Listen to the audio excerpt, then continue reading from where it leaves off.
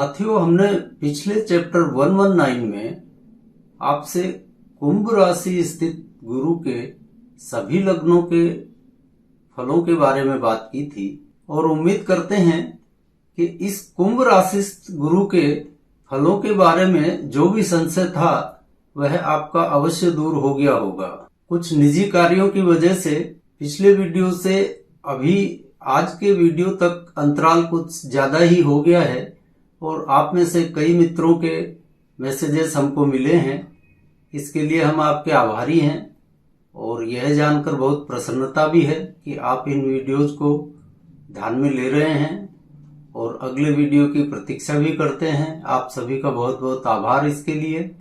और आइए आज हम एक और विषय पर बात करते हैं कि नीच राशि के सूर्य क्या फल देते हैं। तो जैसा कि सभी जानते हैं, तुला राशि में सूर्य होंगे किसी भी लग्न में तो वह नीच के हो जाएंगे। और इस नीच राशि के सूर्य के बारे में ग्रंथों में कहा गया है कि यदि सूर्य केवल नीच राशि में हो और विशेषकर केंद्र में हो तो हजारों राजयोगों को नष्ट कर देता है। तो यह कितना सही है और कितना भ्रांति देने वाला है, इसके विषय में बात करते हैं। तो देखिए, जब भी सूर्य तुला राशि में होगा तो निश्चित रूप से वह सप्तम भाव को तो एक्टिव करेगा ही, चाहे वह कोई भी लग्न हो, कोई भी भाव हो, सप्तम को एक्टिव करेगा और लग्न को डीएक्टिवेट कर देगा।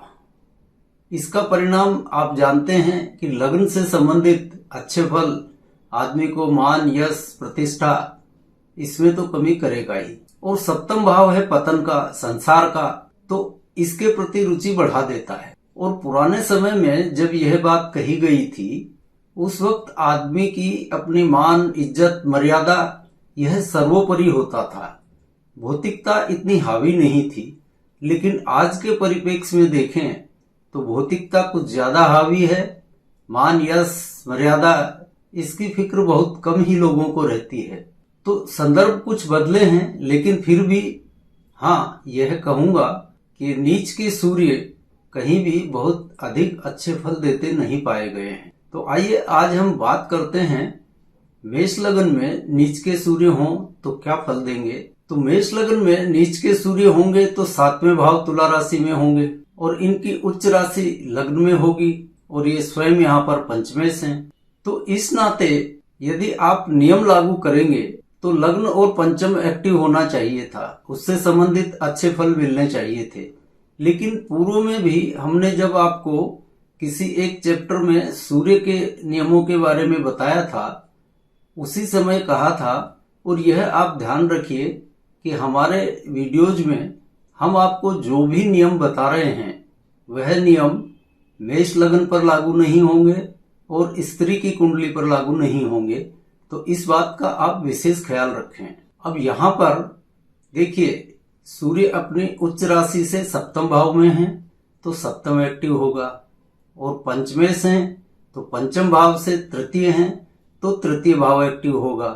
यानी 3 और 7 ये 2 भाव एक्टिव हो जाएंगे और तीसरे के सामने जो नवम भाव है वह डीएक्टिवेट होगा। अब चूंकि नीच के हैं, सप्तम यहाँ पर एक्टिवेट हो रहा है, तो हम लग्न को डीएक्टिवेट करना चाहें तो भी लग्न डीएक्टिवेट नहीं होगा क्योंकि वहां पर इनकी उच्च राशि है, इसलिए यहाँ पर लग्न डीएक्टिवेट नहीं होगा। यहाँ पर सिर्फ तृतीय और सप्तम 2 भाव एक्टिव होंगे और नवम भाव यहाँ पर डीएक्टिवेट होगा। बस इतना सा ही कैलकुलेशन इनका रहेगा। यहाँ पर लग्न में भले ही इनकी उच्च राशि हो, लेकिन लग्न से संबंधित कोई भी शुभ फल यह सूर्य देने में असमर्थ रहेंगे। लग्न के फलों के रूप में यह सूर्य जातक को लग्न रूपी सिर्फ अहम और अकड़, ये 2 ही फल प्रमुखता से देंगे। बस इतना सा ही इनको लग्न से लेना देना है, यानी जातक में अहम और अकड़ पूरी तरह से रहेगी। और यही और अहम, अकड़ इस सूर्य की दशा के दौरान जातक की परेशानियों का कारण बनेगी। अब यहाँ पर तीसरा भाव एक्टिव है, इसका क्या फल मिलेगा? तो यह जातक को क्रोधी और दुस्साहसी बना देता है और इसी के परिणाम स्वरूप जातक का घरेलू पारिवारिक जीवन भी काफी संघर्षमय हो जाता है। जैसा कि आप देख पा रहे हैं, तृतीय के एक्टिव होने के कारण नवम भाव डीएक्टिवेट हो गया है। तो मान लीजिए यह सूर्य नक्षत्र स्वामी हो तो जातक के जन्म के पश्चात ही इसके पिता और दादा इन दोनों को कारोबार में काफी गिरावट का सामना करना पड़ेगा, और दादा को तो हो सकता है कि जीवन का संकट भी बर्दाश्त करना पड़े। कुछ ऐसे फल सूर्य अपनी दशा में मेष लग्न में सप्तम भाव में स्थित होकर देते हैं। और मान लीजिए शिक्षा काल में यह दशा आए, जब जातक का शिक्षा काल हो तब इस सूर्य की दशा आए तो यहाँ पर नवम कमजोर होने की वजह से जातक की शिक्षा में व्यवधान अवश्य उपस्थित हो जाता है, क्योंकि जातक में नवम कमजोर होने के कारण एक विवेक शून्यता सी रहती है, सिर्फ अकड़ और अहम बचा रहता है। और इतनी बात समझ लीजिए कि इस सूर्य की दशा जीवन के किसी भी कालखंड में आए तो जातक का इस दशा के आगमन के समय जो स्टेटस है उसमें गिरावट निश्चित रूप से आती है। या आप इसे यूं भी कह सकते हैं कि इस दशा का आगमन जातक के जीवन में आर्थिक तौर पर और सामाजिक तौर पर गिरावट का सिद्ध होता है। और सिर्फ इतना ही नहीं बल्कि चेतना के स्तर पर भी गिरावट आती है। और यह सूर्य यहाँ पर पंचमेश है तो इसे आप पुत्र का स्वरूप भी समझ सकते हैं। तो इस दशा काल में जातक के पुत्र को भी काफी संघर्षों का सामना करना पड़ता है। और जहां तक रही बात सातवें भाव के एक्टिव होने की, तो यह सिर्फ बहुधंधे करवाने में और काम वासना बढ़ाने में, इन दो में ही काम आता है। यह सातवां भाव इसी रूप में बढ़ता है। और अहम और अकड़ और हठधर्मिता इन जातकों के स्वभाव में कुछ इस हद तक समाई रहती है कि यह इस सिद्धांत को फॉलो करने लगते हैं कि भले हमारी एक आंख फूट जाए तुम्हारी तो दोनों फोड़ेंगे। कुछ ऐसा हठी हो जाता है। अब ऐसे जातकों को यदि इस सूर्य की दशा के दुष्परिणामों से बचना है तो अपना अहम, अपनी अकड़ और यह दुस्साहसिकता त्याग कर कुछ नरमी का व्यवहार अपनाना चाहिए, तो यह काफी कुछ इसके दुष्फलों से बचे रहेंगे। तो अभी तक हमने आपसे बात की मेष लग्न में तुला राशि स्थित सूर्य के फलों के बारे में। आइए अब बात करते हैं वृष लग्न में यदि तुला राशि में सूर्य बैठे हों तो वो जातक को क्या फल देंगे। अब यहाँ आप देख रहे हैं कि सूर्य चतुर्थेश हैं और अपनी नीच राशि में छठे भाव में बैठे हुए हैं। और सूर्य की उच्च राशि यहाँ पर 12वें भाव में हो जाती है तो 12वां भाव एक्टिव होगा। और दूरी तो वही 7वें भाव की रहेगी ही, क्योंकि अपने उच्च से 7वें बैठे हुए हैं तो 7वां तो एक्टिव रहेगा ही। वैसे भी आप इसको सूत्र रूप में समझ सकते हैं कि कोई भी ग्रह यदि नीच का बैठा है तो वह सप्तम भाव खड़ा करेगा ही, क्योंकि हर ग्रह हर स्थिति में यदि अपनी नीच राशि में बैठा है तो अपनी उच्च राशि से वह 7वां हो जाएगा। यह सिंपल सा लॉजिक है। तो नीच का ग्रह सप्तम तो खड़ा करेगा ही। और आज हम बात कर रहे हैं सिर्फ नीच राशि में बैठे हुए सूर्य के बारे में ही, तो सप्तम तो हर जगह खड़ा मिलेगा ही। अब यहाँ पर अपनी नीच राशि में छठे भाव में सूर्य बैठे हुए हैं तो छठा भाव तो डीएक्टिव होगा ही। और चूंकि अपनी नीच राशि में बैठे हैं इसलिए नीच राशि से दूरी भी इनकी प्रथम भाव की होगी तो लग्न भी डीएक्टिवेट हो जाएगा। अब यहाँ कुल मिलाकर द्वादश और सप्तम ये दो भाव एक्टिव हमको मिल रहे हैं और लग्न और षष्ठ ये दो भाव यहाँ पर डीएक्टिवेट हो रहे हैं। अब ये चूंकि चतुर्थेश हैं, चतुर्थ भाव पर इनका आधिपत्य है और चतुर्थ भाव होता है माता का, तो इनके दशा काल में जातक की माता को रोग कष्ट बीमारी का सामना अवश्य करना पड़ता है। अब चूंकि यहाँ पर लग्न डीएक्टिवेट हो रहा है इस कारण जातक के व्यक्तित्व को प्रभावशाली नहीं होने देते, उसमें आत्मबल की भी बहुत कमी कर देते हैं। अब सप्तम एक्टिव है और जातक यदि विवाह योग्य आयु में है तो इस दशा में उसका विवाह अवश्य हो जाएगा। और जातक का विवाह अपने जन्म स्थान से दक्षिण पूर्व या पश्चिम दिशा में होगा। अब आप में से कई लोगों का यहाँ पर यह स्वाभाविक सा सवाल होगा कि यह विवाह कौन सी दिशा में होगा, इसका गणित कौन सा है। तो यह भी एक गणित है, आप फिक्र मत करिए, आने वाले समय में इस पर भी विस्तारित रूप से आपको एक वीडियो में बताएंगे। फिलहाल तो हम अपने विषय पर बने रहते हैं। और यहाँ सप्तम भाव एक्टिव है तो यह जातक साइड बिजनेस में भी जरूर पंगे लेगा, मतलब यह साइड बिजनेस जरूर करेगा। मतलब कुल मिलाकर यह सूर्य जातक को किसी एक धंधे में टिककर नहीं बैठने देता। उससे भांति भांति के धंधे करवाता है। यहाँ आप एक मुद्दे की बात देखिए कि सूर्य यहाँ पर छठे भाव अपनी नीच राशि में बैठा है और छठे से अगला भाव सप्तम एक्टिव हो रहा है। अब सप्तम भाव आपको मालूम है लक्ष्मी का है, व्यापार का है, साइड धंधों का है। तो जातक को इस दशा काल में सातवें भाव के प्रति किए गए कार्यों के लिए परिणाम स्वरूप छठा ही मिलेगा। सरल शब्दों में इसे समझाऊं तो आप यूं समझ लीजिए कि सप्तम भाव के फल उठाने पर जातक को इस सूर्य की दशा में चिंताग्रस्त ही रखेगा। चिंताग्रस्त और तनाव ये दोनों देगा। यूं भी आप देख सकते हैं कि वृष लगन एक वैश्य लग्न है और यहाँ पर सूर्य ने लगन को डीएक्टिवेट कर रखा है। और इस दशा में जातक यदि अपने वर्ण के अनुरूप कार्य करता है अथवा अपने शरीर पर ज्यादा ध्यान देता है यानी लगन के फलों को उठाता है तो इस दशा काल में सूर्य जातक को अपने नीचत्व वाले फल ही प्रदान करेगा। यदि जातक इस दशा काल में लगन से संबंधित फलों को उठाने से बचा रहे तो फिर यह सूर्य की दशा उतनी कष्टकारक नहीं होगी और इसी को आप इसका उपाय समझ लीजिए। तो अभी तक हम बात कर रहे थे वृष लगन में तुला राशि में बैठे हुए सूर्य के फलों की।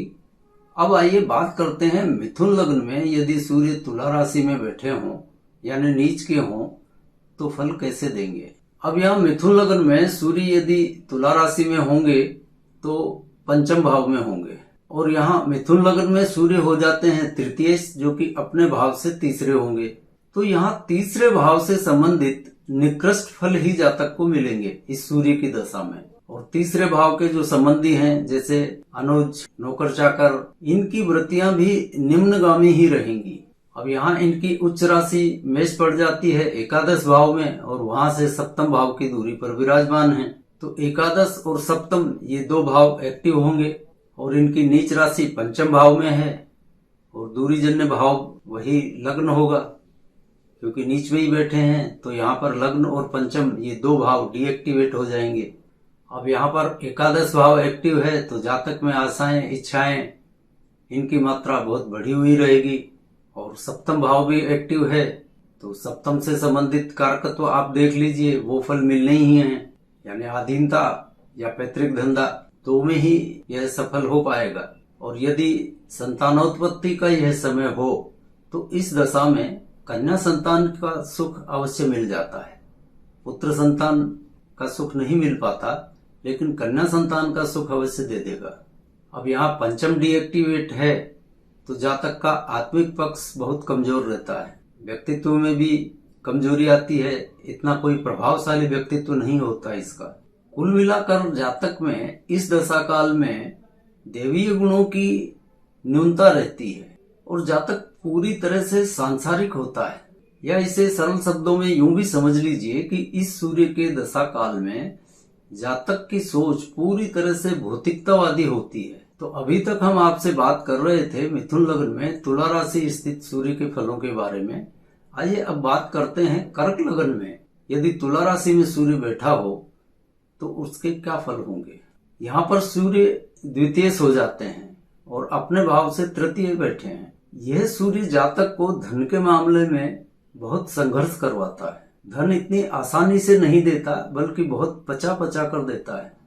अब जैसा कि ये नीच भाव में है और पहले भी हम आपको बता चुके हैं कि नीच का कोई भी ग्रह सप्तम भाव तो एक्टिव करेगा ही और यहाँ भी सप्तम भाव एक्टिव है। तो यह विवाह की उम्र हो तो इस दशा काल में विवाह अवश्य हो जाता है और साइड बिजनेस भी इस दशा काल में जातक करेगा ही, यह भी सप्तम का ही फल है।